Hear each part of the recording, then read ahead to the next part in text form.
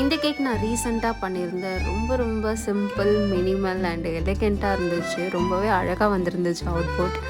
இது வந்து red velvet cake. So வந்து ரெட் வெல்வெட் அப்படின்னாலே வந்து அந்த க்ரம்ஸ் யூஸ் பண்ணி தான் வந்து நார்மலாக டிசைன் பண்ணுவாங்க அப்படின்னு சொல்லிட்டு, சரி ஓகே நம்ம ஏதாவது கொஞ்சம் டிஃப்ரெண்ட்டாக பண்ணலாமே அப்படி சொல்லி எனக்கு இந்த டிசைன் வந்து நான் பார்த்துருந்தேன் இன்ஸ்டாகிராமில். ஸோ எனக்கு பார்த்ததுமே ரொம்ப பிடிச்சி போச்சு.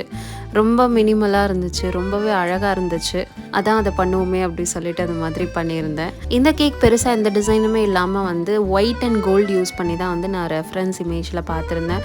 ஸோ அதே மாதிரியே பண்ணலாம் அப்படின்னு சொல்லிட்டு நான் அதே மாதிரி வந்து நாசலில் சும்மா க்ரீம் மட்டும் வந்து அங்கே வச்சுட்டு அதுக்கப்புறம் வந்து கோல்டன் ஃப்ளெக்ஸ் வச்சு சும்மா ஒரு லைன் மாதிரி ஒன்று க்ரியேட் பண்ணேன்.